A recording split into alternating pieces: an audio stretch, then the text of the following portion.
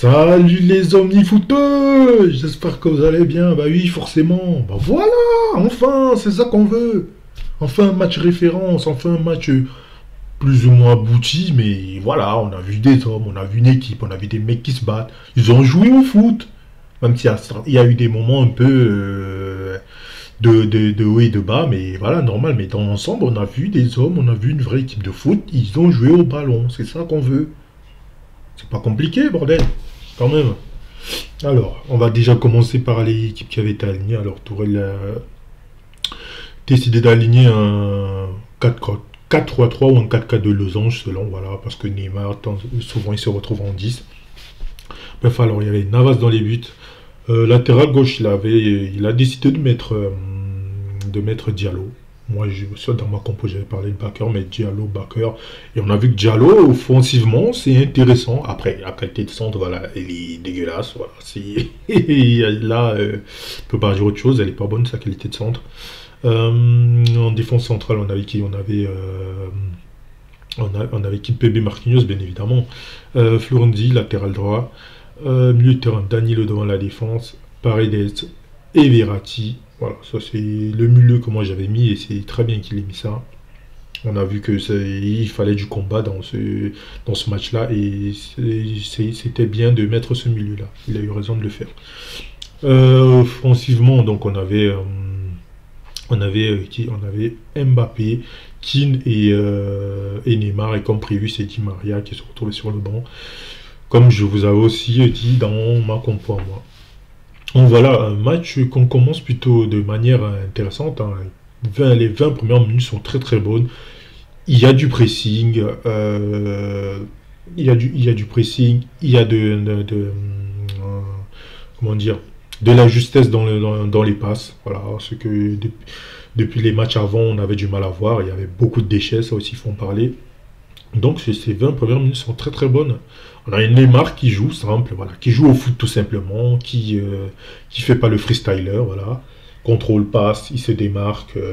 S'il fait un dribble, tout de suite derrière, il essaie d'orienter. Voilà, tout ce qu'on demande, c'est tout ce qu'on demande en Neymar, hein. Moi, ça me fait pas plaisir de le critiquer, mais voilà, quand il fait des conneries, il faut le dire, parce que t'en as, c'est des fanboys là qui vont venir te dire maintenant, oui, tu vois, tu le critiques, mais je critique avec, comment dire, avec objectivité. Quand il fait des bonnes choses, je le dis. Quand il fait des moins bonnes, je le dis. Voilà, c'est tout. Là, sur les 20 premières minutes de la Neymar, c'est très très bien. Et même au niveau du repli défensif, c'est ça qui est important. Ils l'ont fait avec son collègue, là, avec Mbappé. Même si lui, après, on va parler sur son cas après. Mais voilà, rien qu'au niveau de ça, c'était très, très, très, très, très bien.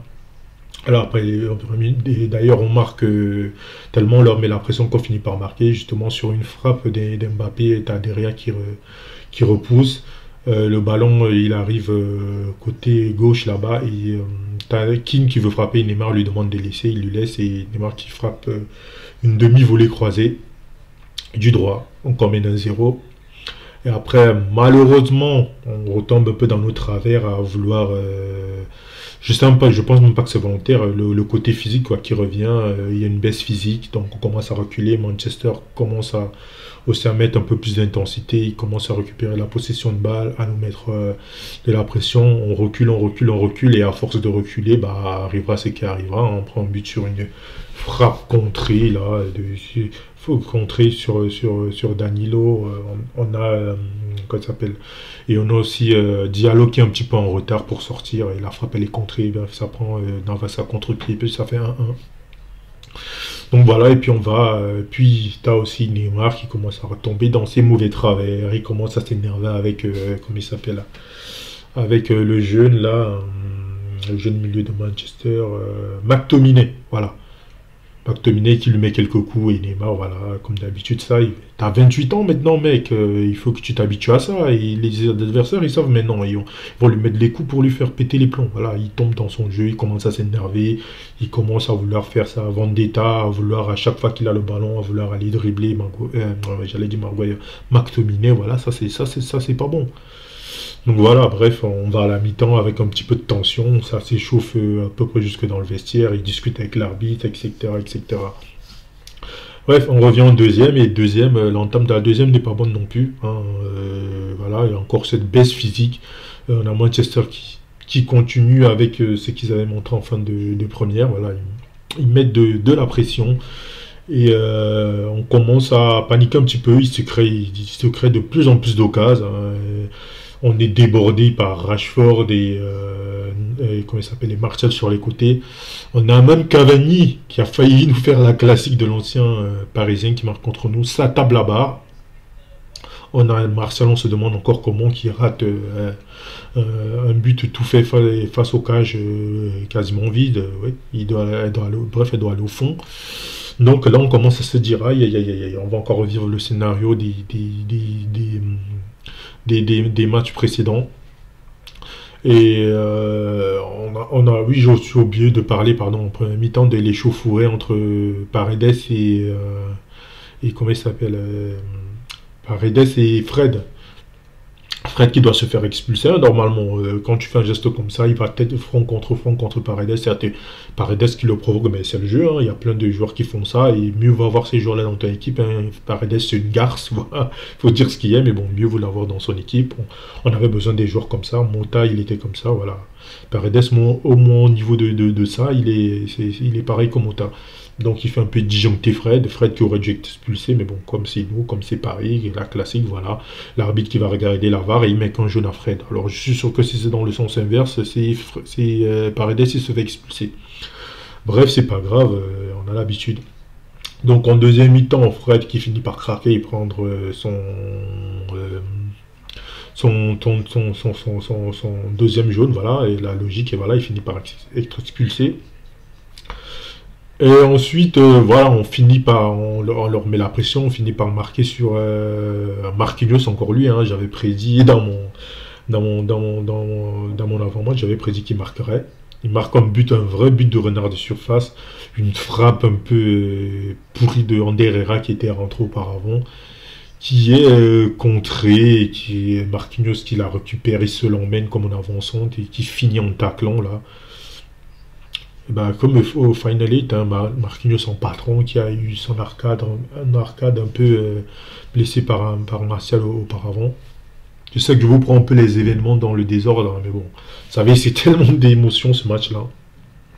Et puis il y avait aussi eu des changements très intéressants de Tourelle, même si certains se sont emballés au départ quand ils ont vu ça. Ouais, mais pourquoi il sort Keane? Sauf qu'il a réorganisé l'équipe parce qu'on commençait à prendre l'eau, hein. Diallo qui avait fait une bonne entame de match, mais au niveau des centres, il pêchait un petit peu et qui commençait à se faire déborder là-bas du côté de Rashford. Donc il a rééquilibré, il a fait rentrer Bakker, il a fait rentrer Ander Herrera, il a fait rentrer encore qui, Rafinha. Rafinha qui a fait une très très bonne rentrée, super sub. Donc Rafinha qui est à l'origine du coup du troisième but, hein. Avec cette passe d'Mbappé au départ, il fait un petit contrôle orienté, il enrhume le défenseur et il sert parfaitement Neymar qui est tout seul et qui finit. Donc voilà, si on parle des prestations individuelles, on a eu un Neymar qui fait un bon début de match. Après, il a eu un creux, comme je vous disais, où il a plongé un petit peu, où il est retombé dans ses travers à vouloir se venger par rapport au coup qu'il prend. Voilà, mais il s'est repris en fin de match. Bref, lui, il a été présent. Alors Mbappé, c'est très très contrasté. Autant au niveau de l'implication, j'ai beaucoup aimé ce qu'il a fait. Voilà. Le repli défensif, comme quoi vous voyez, voilà, comme quoi quand ils se foutent de notre gueule, quand je râle par rapport à ça, donc on voit que quand ils peuvent, quand ils veulent, ils peuvent. Donc quand on me parle des entraîneurs, on ne devrait même pas les motiver ces mecs-là. Dans le football moderne aujourd'hui, les ailiers doivent défendre. Je vais encore prendre le même exemple, toujours Liverpool. Vous regardez les efforts qui sont faits. C'est pour l'équipe, voilà. Un ailier aujourd'hui, un ailier, même si les ailiers, vraiment, on va les appeler les attaquants intérieurs parce qu'ailier, voilà, c'était dans les années 90, ça n'existe plus. Un attaquant aujourd'hui doit défendre, il doit aider son équipe dans le repli défensif et il l'a très très bien fait. Par contre, sur l'action où là il m'a énervé, l'action, il doit donner le ballon à Neymar. Mais bon, comme monsieur, il est retombé dans ses travaux, il faut qu'il fasse des stats. Et en plus, comme on lui rabâche en ce moment qu'il ne marque pas en Ligue des Champions depuis un an. Voilà. Mais ça aurait pu nous coûter cher. Donc je vous dis, si vraiment, si à la fin on ne gagne pas ce match-là, Mbappé, j'aurais fait une vidéo, j'aurais sorti le lance-flamme, j'aurais tout sorti, bazooka, tout ce que vous voulez, hein. Parce que là, il n'a pas le droit de faire ça. Le jeu veut qu'il donne le ballon à Neymar et il s'entête à vouloir faire la différence tout seul. Mais sinon, je le dis bien, au niveau de son implication, c'était beaucoup mieux. Voilà, je le répète, quand ces mecs-là veulent, et voilà, et je leur dis quand les gens disent, ouais, l'entraîneur, machin et tout, on arrive à un moment donné où tu dois avoir de la fierté. Hier, on a vu des joueurs qui avaient de la fierté, ce qu'on ne voyait pas depuis quelques matchs. On passe au-dessus de l'entraîneur, à un moment donné, tu dois avoir de la fierté, tu es un professionnel, tu dois avoir la haine de la défaite. Tu dois faire les choses qu'il faut pour l'équipe. Donc la conversation qu'ils ont eue ce week-end, apparemment dans le vestiaire, ça a apporté ses fruits. Tant mieux, mieux vaut tard que jamais. Voilà, donc c'est les joueurs à un moment donné qui doivent prendre leurs responsabilités. Il faut arrêter de les protéger. On a vu que quand ils veulent, ils peuvent. Donc voilà, qu'ils arrêtent un peu de se foutre de notre gueule. Faites ce qu'il faut. Voilà, ce week-end, je pense que malheureusement, il n'y aura pas autant d'intensité. On ne peut pas leur en vouloir. Mais bon, il faut qu'il y ait un minimum quand même. Qu'on ne descende pas non plus dans les bas-fonds comme on a vu contre Bordeaux. Voilà. Il faut qu'on retrouve un minimum d'implication quand même. Donc voilà, très content d'eux, très content de Tourelle qui a fait un bon choix tactique quand il fait des bonnes choses, il faut le dire. Voilà, même s'il y a eu, et d'ailleurs lui-même il a reconnu un peu que il n'a pas toujours fait des bonnes choses, il a fait son mea culpa un peu, voilà, c'est ça, c'est aussi bien. Voilà, même si moi je trouve que je ne dis pas que il est innocent surtout, mais je dis que c'est un peu facile des fois de lui tomber dessus quand tu dois subir le Covid, etc. Et tout ce qu'on sait, la préparation qu'on n'a pas pu faire, les décisions qu'il n'a pas pris, que le club a pris, par exemple, je reviens encore sur le truc de laisser les joueurs partir passer leur confinement à l'étranger, ça c'est pas lui qui décide de ça, comme les laisser partir à Ibiza, c'est pas lui qui a décidé, il voulait pas reporter le match de Lens, il voulait pas non plus, il aurait préféré qu'il joue, mais c'est pas lui qui décide. Voilà, donc quand les gens ils critiquent, il faut aussi, voilà, Leonardo il n'est pas tout blanc, il y a des choses qui se sont passées, Leonardo il n'est pas juste là pour attendre que Tourelle se plante et le virer, un directeur sportif, il est aussi là pour recadrer les joueurs quand ils partent dans tous les sens. C'est ça son rôle avant tout. Il est là pour établir un cadre, que ça parte pas dans tous les sens. Donc voilà, très très content du match qu'ils ont fourni. Je le répète, quand ils veulent, ils peuvent. Voilà. Donc maintenant, on a récupéré, on a notre destin entre les mains. Du coup, sur le match contre Basaksehir, on a besoin juste d'un match nul et une victoire, ce sera encore mieux, mais juste un match nul, ça suffira pour la qualif. Donc voilà, très très content de ce match. On a vu notre meilleur match de la saison, tout simplement. Voilà. Donc voilà, très très content. Je vais passer une bonne journée. Tous les Parisiens, on a passé déjà on a passé une bonne soirée et on va passer forcément. Aujourd'hui, on a le sourire, voilà, on est content. Voilà, c'est la fin de cette vidéo. J'espère que tu auras plu. Si c'est le cas, tu lâches ton petit pouce bleu, tu commentes, tu partages, tu t'abonnes si ce n'est déjà fait. Sans oublier d'activer la cloche de notification. Merci à ceux qui se sont abonnés récemment. Et puis pour les vidéos Football Manager, la vidéo de présentation de la nouvelle carrière, elle arrive ce week-end. Mais il y aura pas, j'ai pas encore fait patcher le jeu entièrement. Donc là, c'est juste une vidéo de présentation. Il y aura beaucoup de parlotte, hein. Il va y avoir juste un match. Donc voilà. La vraie carrière, elle commence vraiment le week-end prochain, là où il y aura vraiment que les matchs. Sur cette première vidéo-là, Football Manager, il y aura beaucoup de parlotte. Je vais présenter la carrière, etc. Donc, comme d'habitude, ceux qui s'intéressent, je vous mettrai le lien en épinglé. Et puis, vous vous abonnez à la chaîne. C'était Franck et nous on se revoit pour l'avant-match de PSG Montpellier qui sera un gros match. Attention à Montpellier qui fait une bonne saison. Voilà, à ce week-end. Ciao ciao les omnifooteurs.